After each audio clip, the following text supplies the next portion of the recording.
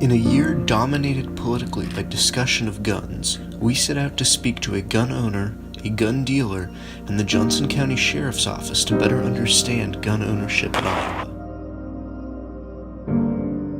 So what is the process when somebody's going to purchase, say, a semi-automatic firearm? What's the process going to be like for them to get a permit to use it or just to buy one in general? So there are firearms are technically classified in two different ways: long guns and handguns. In Iowa, to purchase a handgun, you have to go to your sheriff's office and get a permit. You apply for that permit, you pay the fee. As long as you pass the background check, they issue you the permit to purchase. That does not mean you can carry that handgun in public. That takes an additional permit to carry, which you can get afterwards. When you go to a gun store, for example, Shields, if you went to Shields to buy a rifle or a shotgun, before they give that gun to you, they put you through a background check, and if you pass it, then you can buy it. If you don't, they will not let you buy it. Also, the stores have sole discretion as far as if they feel, even if someone passes a background check, if they feel that that person is acting weird, or for any reason they think that this person shouldn't be able to have a firearm, they do have sole discretion, even if they pass the background check, to say, no, this person cannot buy the gun, we're not going to give them service. What are kind of the safety precautions that somebody who is, say, maybe buying a gun for the first time, or even, continuing on if they've owned one for a long time, what are kind of the precautions people would go through with? So we were talking earlier about the difference between a permit to purchase and a permit to carry. So with a permit to purchase a handgun, you just fill out the application, pay the fee. As long as you pass the background check, the sheriff will issue you the permit to purchase.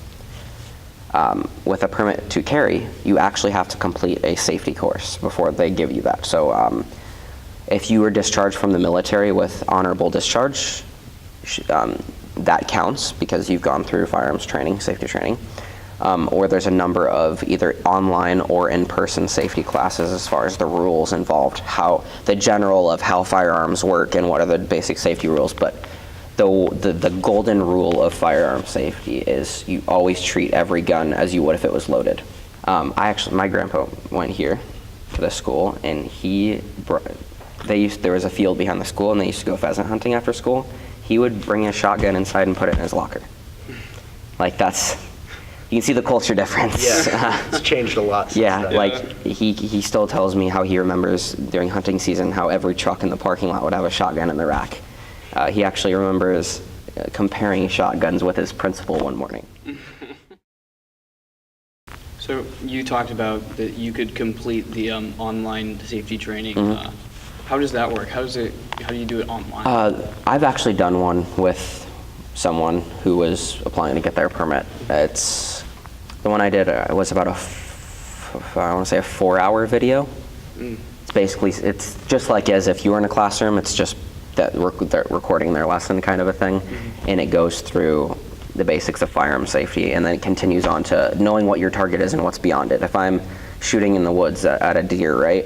If there's a house 100 yards behind that deer, I'm not going to shoot it because there's something beyond that target that bullet could hit. So the number of safety rules go on and on and on. Do you have to take a test afterwards? I should have said that, yes. So you do have to pass a kind of quiz test. A lot of people say it's not stringent enough. Most of them are multiple choice, just like any normal test.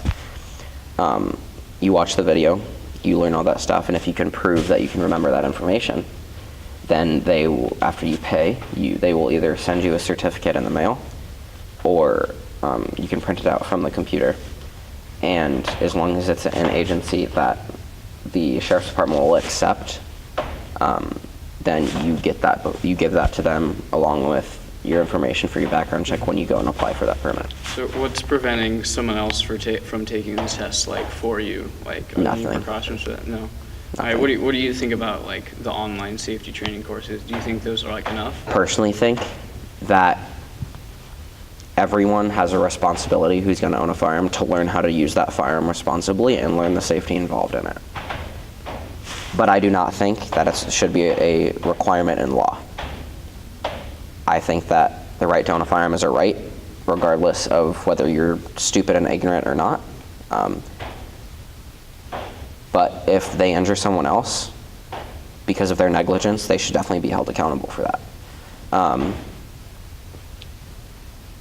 Online training is definitely a hot button or controversial topic in the gun community. There's the people who think that everyone should take an in-class training. But the way I look at it is, if you're in class training, watching this instructor for 4 hours, and you take a test and they give you the same exact thing, what's the difference between watching a video of them doing that and then taking a test online?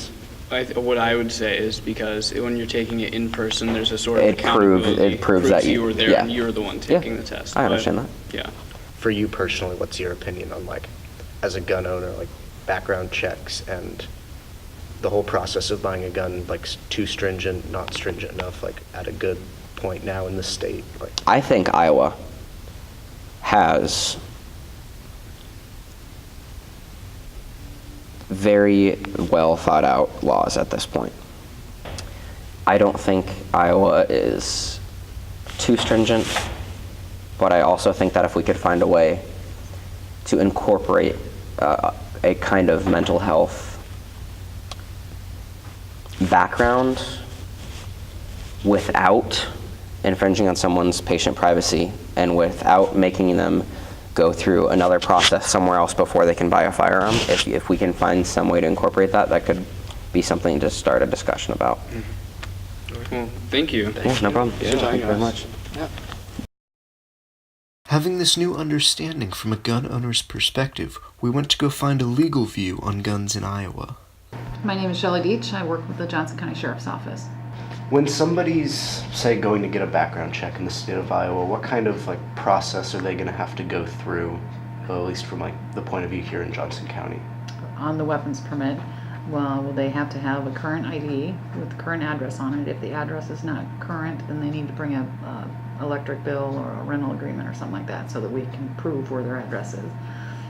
They'll fill out the application, which takes just minutes, the front and back, and then they have to sign that they're agreeing to let us do the background check. Do you have any discretion over who can have a permit or not? Or is it just if they pass it, they automatically get it? Right. Okay. There's certain things that we have to look through in the background check, and there's state prohibitors and federal prohibitors, and if I come up with any of these, then they obviously get denied. Mm-hmm. So it says to carry weapons. Like, what type of weapons can they carry? Is it just a like handgun, or can they carry Anything. Okay. Mm-hmm. And this is on what type of property? Like, could someone, if they had this, walk into the Ped Mall with like a shotgun Some of them, yes, they could. and then be okay? Most of the stores, since the laws come out, have put on their doors no weapons allowed. Then of course you can't. They'll ask you to leave their property, but Can someone get a permit in another state to carry, and then does that carry over into Iowa, or is it just your Iowa permit carries? if you live in Iowa, you need an Iowa permit. Okay. Unless you are, like, say if you were working at a business, security or something in Rock Island, and you come across and work in Davenport, and you needed to carry a weapon, then you'd have to get that permit from the state of Iowa. So what were the changes in the current legislation we have now about this compared to the previous one we had? The permit to purchase is now good for 5 years, and they have the stand your ground rule. Did you notice, like, when these new laws came through, an increase or decrease in the amount of permits being issued? Not so much this year when the new law came out, like back in 2009 and 10, I had stacks of them. Really? Yeah. I mean, I think probably most of everybody in Johnson County has got one that they haven't come in, you know, the new law. There was some, but not quite like it was then. Lastly, we looked to sit down with a licensed federal firearms dealer and West High alumni. My name's Rod Hansen. To be a federal firearms licensed dealer, you have to go through the safety backgrounds to acquire the license. And it just means that we're allowed to buy guns from across the country, where otherwise you're limited to pretty much in-state. It's a requirement of having a federal license that you must be a gun dealer. If you're not going to be in the business of buying and selling guns, you cannot get a federal firearms license. There's no big difference essentially other than the size of the store, so to speak. And, bluntly, we got the license for personal reasons more than anything, because we simply enjoy shooting guns and a variety of guns. With my son being a professional hunting guide, he goes all over the country and he has opportunities to buy guns that he can't otherwise buy out of state without the federal license. So there's different reasons for having guns, and we're really small potatoes when it comes to buying and selling guns, and it's really almost more of a doing it for acquaintances or friends and family more than the general public. Yeah. In our case, anyway. The gun show things attract a lot of attention, but that's really a limited part of the package overall. Well, see, because the way we operate, we don't particularly want to sell to anyone who doesn't already have a permit to carry, for example. Because when they have a permit to carry, we don't have to do any background checks. It's already taken care of. And, from that perspective, we have almost a no-fail system. Calling in on the background check number is not always secure in terms of you don't always get through. And what people don't realize is we're not required to keep calling and keep calling.